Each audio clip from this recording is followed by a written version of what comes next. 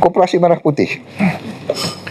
Koperasi Merah Putih nantinya kalau jalan semua itu ada sekitar 80.000 koperasi.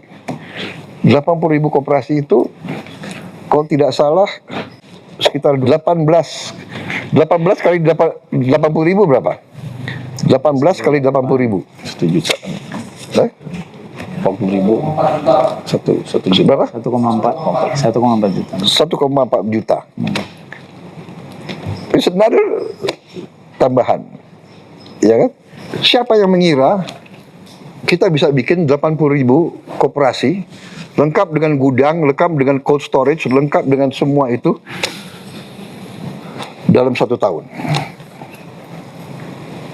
Kan enggak. Kita hari ini sudah 30.000 koperasi. Hari ini. Di mana? Di negara mana? Kasih lihat foto ini, desa Gejuk Jati ini. Koperasi ini terdiri dari lahan kosong, lahan pecaton desa. Akhirnya dibangun Koperasi Merah Putih. Respon dari masyarakat ya bagus, monggo Pak, terima kasih atas adanya koperasi yang petani punya setiap panennya nanti bisa disetor ke koperasi gitu. Karena di sini menyetop pembelian gabah dari masyarakat nantinya. Saya sebelum ada koperasi kan saya hanya memasarkan UMKM saya di pasar, dan itu kan hanya bergantung pasar pagi saja ya. Dados petani niku asale pupuk nggih wani nggih tebih, asale tumbas nggih mriko-mriko. Sak ontene nek wonten mboten nonton nggih muter niku mboten nonton pupuk. Potensi yang ada di desa kami, Desa Dukurejo, ini adalah mayoritas pertanian. Sehingga Koperasi Desa Merah Putih sudah diselenggarakan pengurus. Alhamdulillah sekarang sudah berjalan, yaitu sembako dan termasuk sembagre di bidang pertanian. Ini sudah berjalan. Kita punya pupuk, yaitu pupuk bersubsidi yang bisa dinikmati masyarakat khususnya petani. Pengembangan Koperasi Desa Merah Putih akan kami lakukan terutama dalam peningkatan penambahan jumlah stok yang ada di gerai kami. Nanti juga didukung adanya penerimaan bantuan PKH yang sudah ada di gerai Desa Dukurejo. Setelah kami cek, yakin bahwa di desa ini memiliki aset desa yang seluas 1.980 meter persegi.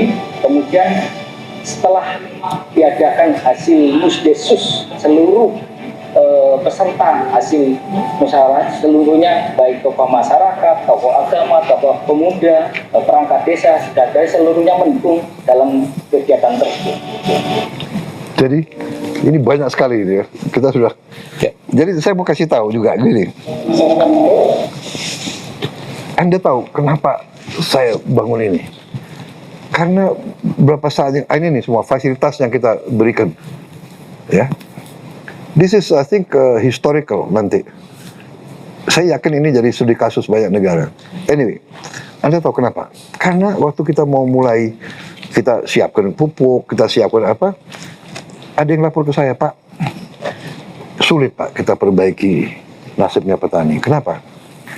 Karena petani ini kan dia 120 hari baru panen. Ya, 3 bulan, 4 bulan. Dan di dalam 120 hari kadang-kadang istrinya sakit, dan jadi dia perlu pinjam uang. Dia pinjam uang dari siapa? Dari rentenir. Dan rentenir itu ngeri. Dia tuh 1% sehari.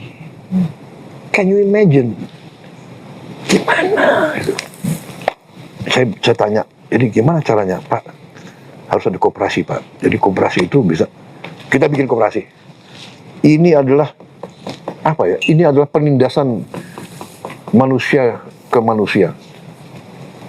Masa orang miskin dikenakan 1% sehari. 1% sehari? Itu satu.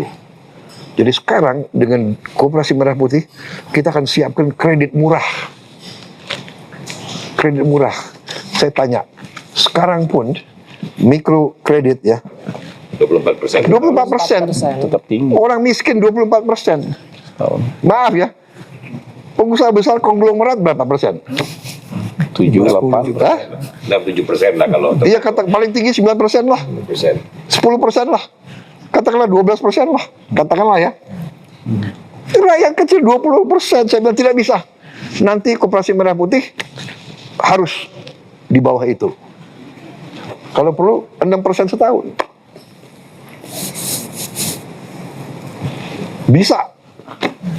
Jadi Mbak Nana, kekuatan ekonomi kita besar, hanya tinggal diorganisir. Tinggal diorganisir. Ya, jadi jangan ke arah oke, ada krisis, nanti kita hentikan MBG. Iya kan? Masih banyak cara lain yang kita bisa hemat. Masih banyak. Tapi MBG ini saya udah lihat di sekarang MBG waktu kita mulai, kita adalah negara kurang lebih ke 77. Sekarang sudah 100 negara lah. 100 negara lebih. Semua, dan saya didatangi Rockefeller Institute dari Amerika Serikat, datang ngecek kita punya SPPG, dan dia datang ke saya, dia mengatakan this is the best investment Mr. President you have made.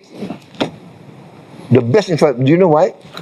Karena $1 di spend di MBG, the return is between $7 and $35. In the long run $35, in the short run $7. Dan ini dari Rockefeller Institute, ya. Ini juga World Food Program dari PBB, FP. Jadi this is strategic. Ini untuk human capital kita. Ya, jadi masih banyak penghematan lain yang real yang kita bisa lakukan. Kita sudah exercise. Kita sudah melakukan penghematan di banyak bidang. Ya. Jadi saya kira we are a strong country ya. Saya tidak mau Nina Bobo, saya tidak mau kasih bagus-bagus. Kita siap untuk yang paling. Tapi rakyat kita sebagian besar sudah terlalu lama tidak menikmati kebaikan daripada ekonomi kita. Sudah terlalu lama. The top 10-20% maybe menikmati, tapi kebanyakan rakyat kita sangat susah hidupnya selama ini. Can you imagine begitu bahagianya mereka terima? Kalau anak orang kaya yang di Menteng, ya dia nggak perlu ini, bahwa ada kekurangan. Ini kita tindak. Saya sudah katakan ada lebih 1.000 yang sudah kita tutup, ya kan? Tapi you lihat itu. Dan di banyak daerah di luar Jawa ya, mereka tuh sangat membutuhkan.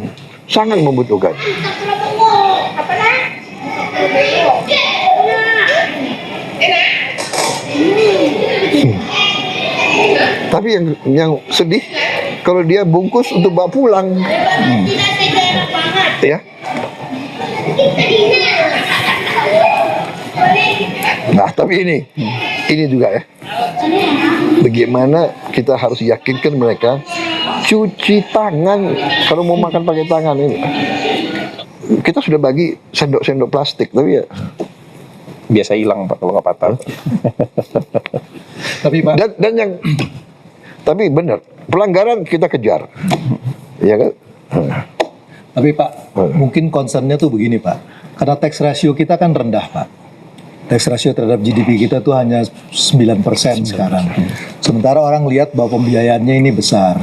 Maka selalu pertanyaannya adalah financingnya dari mana. Itu makanya tadi Bapak bilang bahwa Bapak mau ambil itu, koreksi kalau saya salah pengertian saya Pak ya, Bapak mau ambil itu dari leakage yang ada. Ya, exactly. Jadi tax ratio Bocoran. plus leakage itu, kemudian plus efisiensi, itulah yang dipakai untuk membiayai Oh yes, program ini. exactly. Dan Dan Dewan Ekonomi Nasional dipimpin Pak Luhut sendiri yang lapor ke saya, dengan GovTech, dengan digitalisasi semua ini bisa terus mengurangi 240 kebocoran. Ya, 240 triliun, Pak. Ya, kemudian perhitungan DEN sendiri bahwa tax ratio kita dalam waktu dekat bisa naik 3,5%. Kalau benar itu kita sudah setingkat sama ASEAN lain. Dan begini, kita lihat, maaf ya, kalau tren 3 bulan ini naik 30%, 30%, 30%,